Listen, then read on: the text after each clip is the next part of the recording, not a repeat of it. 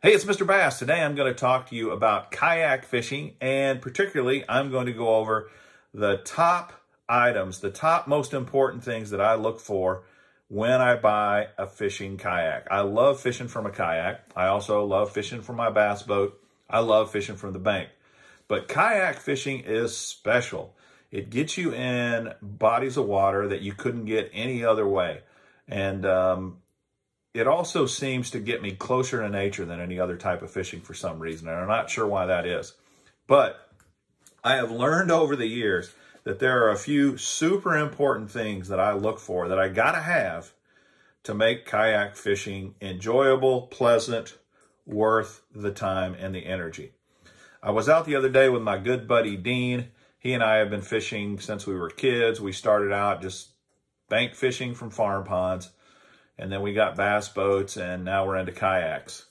And the first kayak that Dean bought was one of the ones that I used to use, which is a native Titan Propel. And it's a great boat. It's very stable. It's very fishable. It's a really, really nice pedal drive kayak. And he's had that thing for about 2 years now. About a year ago, I switched over to the Hobie Lynx. So let me go over what I think are the very most things to look for. And it's going to be different for every person. So all I can tell you is what I look for. What's the most important things for me? So number one, without question, it is absolutely the most important thing for me is stability. I've got to be able to stand up on that boat and fish, to flip, to pitch, to do all kinds of things in a standing position. And if you're standing on a little bitty boat in the water, you don't want to fall out, and you don't want to think about trying to balance yourself while you're fishing. So that stable platform is critical. The number two thing for me has got to be maneuverability. And what I mean by that is, how difficult or easy is it to turn the boat in the water? How difficult or easy is it to get it in reverse? How difficult or easy is it to change positions with the boat, especially when you've got a fish on? So for example, one of the things, and Dean said this to me the other day, and it's true, it is amazing how one tiny fish on the line can pull your kayak all over the lake. It's really, really true. Wind, a fish pulling you around, all those kind of things factor into maneuverability. And so how well does that boat maneuver in wind? How well does it maneuver and handle in rough water, in big water, in choppy water? All those kind of things are really, really critical. And so to be able to maneuver the boat is really important. And that's why I got rid of my Titan, that boat that my buddy Dean fishes with right now. It is hard to maneuver. The rudder is really tight and stiff, and it's not very responsive. You've got to give yourself lots of room to turn around left and right. And forget trying to turn 300 or 180 degrees or 360 degrees. That's impossible for that boat. The Hobie Lynx, however, it'll turn on a dime. You can turn instantly. It turns so quick. It's so nimble. It's just amazing. Maneuverability by far is just critical to me. And that's why I've changed a lot of boats. In fact, the very first boat I ever had was the Jackson Coosa. And this was not a pedal drive. It was just a paddle drive. And it was great for in a lot of ways. And it was pretty stable at the time, but I still dumped myself out of that boat several times. The stability just wasn't there. And so this is something over time you really got to consider and think about, is how well does it handle in the water? You're going to be in the water all day. You want it to be comfortable. You want it to be easy to maneuver. You want it to be stable. Okay, the third most important thing, and this would matter less if I were still a 25-year-old man, but I'm a much older man now, and for me, weight is important. Weight. Oh my gosh. That's another problem with the Titan. It's a problem with even super awesome boats like the Hobie Pro Angler. A super heavy boat gets freaking old fast. Unloading that sucker, loading that sucker.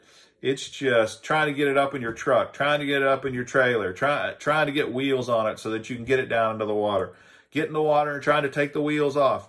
All these kind of things. Man, if you've got a really heavy boat, it gets old fast. Now, I'm not saying there's not a place for heavy boats. There is.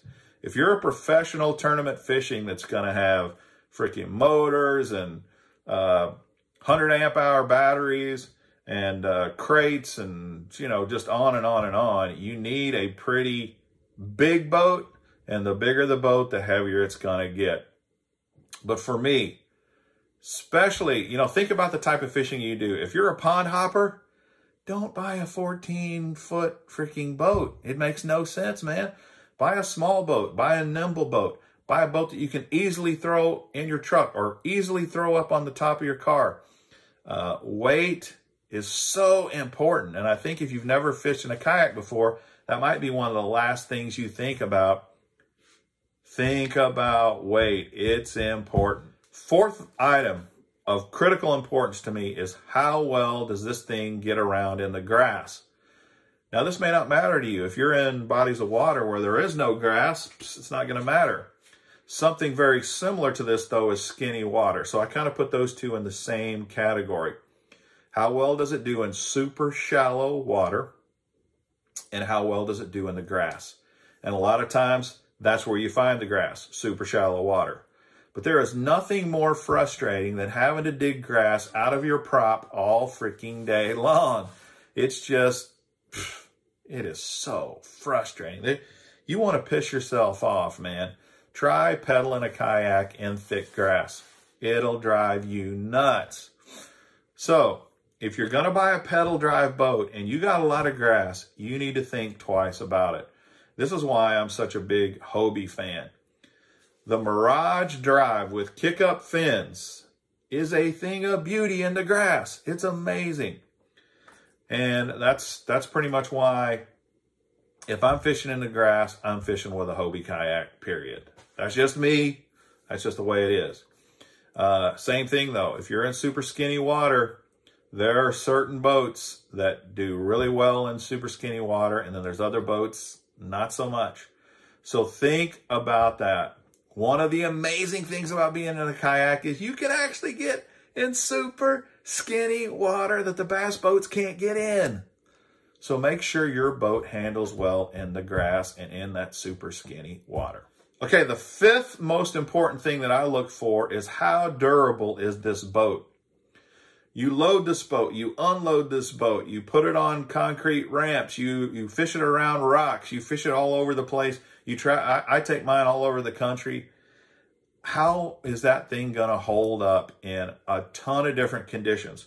Plus, I fish a lot. I fish multiple times a day. I will fish all day long. I'll fish in good weather and bad weather. How well is that boat going to hold up to abuse? Some boats are better than others, and I can't really recommend a boat based on that. But before you buy a boat, go to the forums, go and look for people who own that boat and ask those questions. How well does your boat hold up in really rough conditions? If you're a person that abuses a boat, think seriously about it. And I'll tell you right now, that Hobie Lynx that I absolutely love, that's probably its worst feature. It's got this shell that's somewhat fragile. So you got to be careful about where you fish it, like around rocks and that kind of stuff. So make sure you know that and understand that before you go out and drop thousands of dollars on a fishing boat. Okay, those are my top 5 items. What is not on the list that you automatically think should be on the list? Here's one, I bet. Price! No, look, price matters. I do care about price. I'm not saying that at all. That I want the cheapest boat I can get. But here's something I found out. You take those first 5 features and you put cheap next to it, it almost never works out. If you want a boat that checks all those boxes, you're probably going to have to pay several $1,000s, at least $2,000, to find a great kayak that will do all those things. That's stable, that maneuvers well, that's light, that does super well in rough water, does super well in shallow water, does super well in the grass. You start wanting to check off all those boxes, you're not going to find it on a $300 kayak at Walmart. Sorry, it's not going to happen. But if you don't care about any of those things and all you care about is price, there's some pretty good cheap boats out there that you can still fish from. You just got to know what your needs are, really. And only you can decide that for yourself. My list is my list. It's not a perfect list.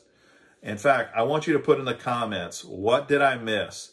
Or put your top 5 in the comments. Let's see what you think is the most important to least important. I would really be interested in seeing that and hearing from you guys. Please subscribe. Please smash that like button. Please share the videos. Until next time, this is Mr. Bass. Happy kayak fishing!